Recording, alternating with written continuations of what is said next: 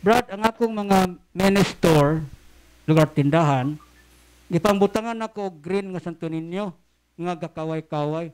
Ano ba yung Santo Niño kaway-kaway? Murag wala. Kasi siguro iring. Ano yung Santo Niño kaway-kaway? Murag iring na no? Okay. Gibutangan niya Santo Niño, niya na po iring nga kaway-kaway. Okay na may iring. Dili ko pala simba. Tapos, nakaibalo na. Pero okay, gapon, imo mong gipangutana. Dili ko pala simba. Sa, Siksik lig. Okay. Siksik lig ang mga blessing ko. Okay naman life na mo. Kasalanan ba nimito sa mga tuo-tuo? Okay. Nako na siya green nga Santo Niño niya. Okay ra ko na iyang life. Nga gagamit man siya og mga inani. Mo ni ha. Kaning nga sitwasyon nga wala ko na sa among pasyente ba nga ngano maganing kabahin ning minyo nga ako na ni share ninyo before ko musud ng kuan pangutan na ha. Ingon siya og kanang ngano man lagi ko bra 10 years naman kong galibin live in wa man lagi ko atakihas demonyo. Paghuwat lang wa pa man moabot kay ang demonyo bright pa ni nato. Timan-an na to niya. Nahibaw siya nga kung atakihon kaniya, pwede na mga kaniya atakihon.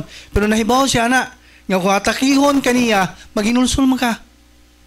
Unang unya na ka na kung atakihon, ug luya na ka. Kanang dili na ni mo kaya ba?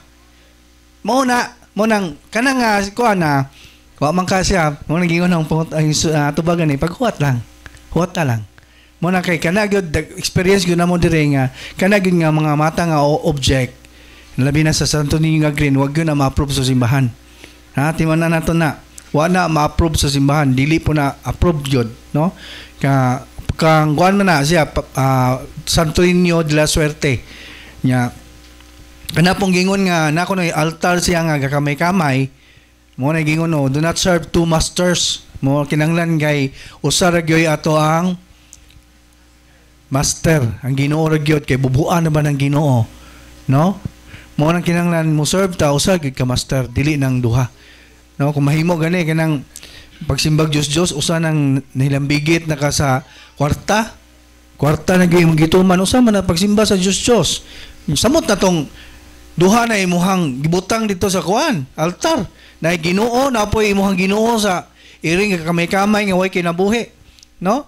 Nya mahong gi-explain na ninyo, gi-share na ninyo sa akong tima ganiha kabahin sa mga superstitious belief, mga occult practices, ato gyud na siyang mortal gyud na siya, no? So mo tubag. Okay, ang sunod pangutana related ra gyapon sa iyang pangutana ganina, mura pamilya siguro ni. Good day mga brad, sa Tinoo dili ko tiksimba, very seldom panaksa ra gyud kayo. Dili po ko tig Angelos, Rosary ug mga pag-ampo na ako'y 4 wheels. Wow. And 2 wheels. Unsa ning 4 wheels? Sakyanan? Nya nagabutang ko og mga crucifix ug rosaryohan, kasalanan man nga di man mag-ampo pero gikaluy-an man lagi mi kanunay. So mo na yang ingon brad. Wala ko di sa tigsimba pero nagamit sa crucifix ibutang sa iyang auto, sakyanan.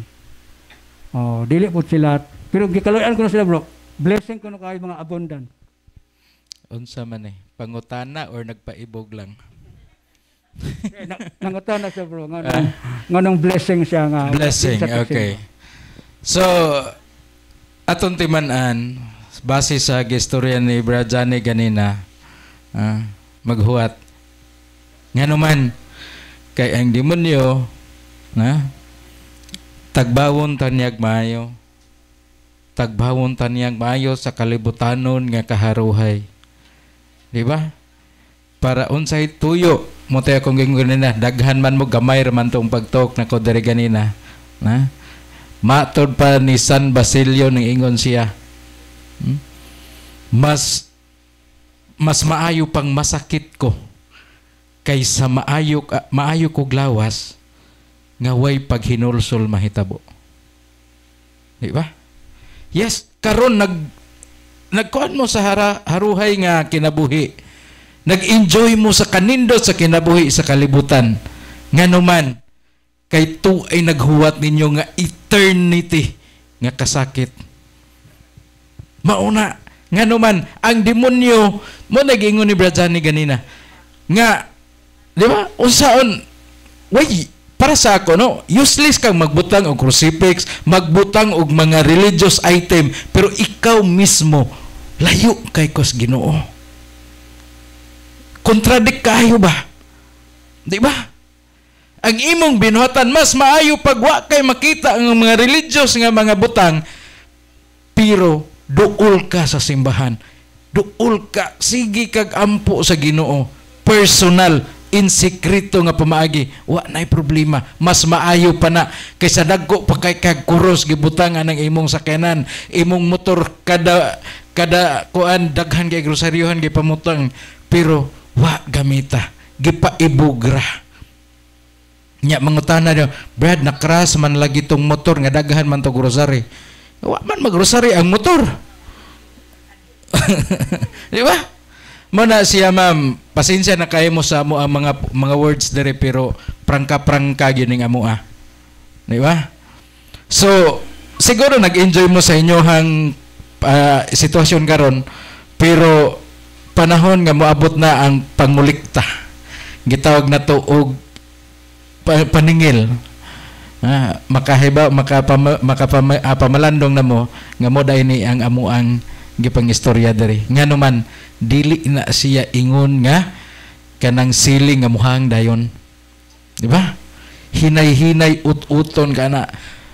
Karon abunda pa mo, pero wa ta kay bag-unsay mga pamaagi sa demonyo sa pagpaningil ana.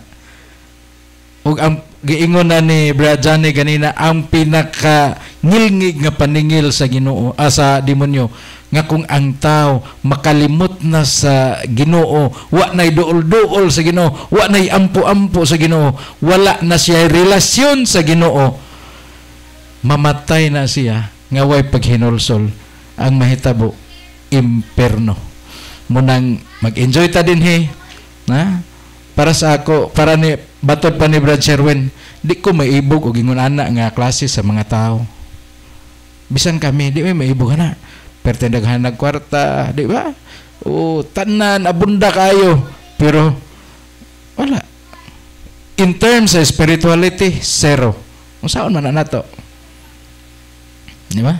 Munday usa sa akong gitalk ganina, ako lang i-refresh gamay, nga para asa day ang tao dinhi sa kalibutan, unsa day iyang tinuuray nga tumong dinhi sa kalibutan. Mangutana ko ninyo karon, daghan naman mo, unsa para asa man day ang kinabuhi sa tao? Di ba? Para ba aning kalibutan na? Dili, para sa langit. Pero giunsa ta paglingla sa atong kaaway nga mao ang demonyo, gibisi tag maayo sa atong kalibutanon nga panginabuhi. Diba? Nga naman, unsay tumong ana sa demonyo nga bisihon ta para malimtan nato ang tag-iya sa kinabuhi. Nga kung mamatay ta, imperno gid ta padong. Mura to'y akong ika-istorya. Ako ikapuna, bro. So, mura to'y tubag.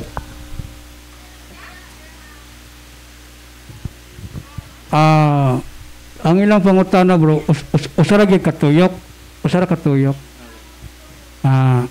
Nagit sila tuon nga wala dato tuoy. Good morning, kami tanan na mga habak, na protection, mituumi kay wala man pud mi nangunsa. Okay? Sunod, Brad, kami nga pamilya kada may okasyon birthday magpainumi, magsuka-suka pagani ang bisita. Oh, wala ba maayo nga man pagka-generous? So, sunod, Brad, good morning, anong need pa man namo ng mga olive oil, deliverance book. Unsa man na ka-importante. Okay? Brad, sa unang panahon ginahapinan ko, wala na ako makabalik ug agyanan ang akong gibuhat, binaliktad ko ang t-shirt after ana, so naraman day ko sa duol namo. So inganan ni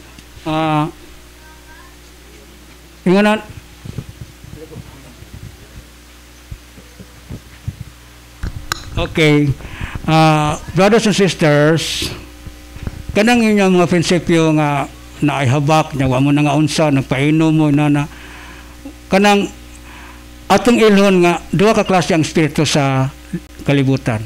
Unang Juan kapitulo 4 bersikulo 2. Kinalan ilo na tong espiritu nga tong ialagaran. Ikaduha, wala mi nang inadlok. Wala mi nang inadlok nga kana makuan gyud mo na dili. Kay sumala sa Biblia, dunay 7 ka tuig nga abundance, musunod ang 7 ka tuig nga retribution. The Bible. 7 ka tuig nga bunda, musunod ang 7 ka tuig nga kagutom. So wala mi manginadlok. Pasalamat mi sa inyong naabot karon. Pero brothers and sisters, niarami para sa inyo. Dili mo na mo talikdan. Pero once and for all, di ginamayo ang inyong gibuhat. So magpadayon ta, kung na may mga pangutana personal, kini nga pamilya, i-explain sa isulti sa deliverance prayer, dili ta magdebate, ha? Dili ta magdebate. Kamo nga kinsa man nakaroon nga nangutana, isulti sa deliverance minister para atong tagag mas hayag pa gyud ang atong tubagana. So daghang salamat sa inyong pangutana. Unya karon mupadayon ta sa remaining nga nangutana. Ang atong settings karon natay misa 12:45. So 12:30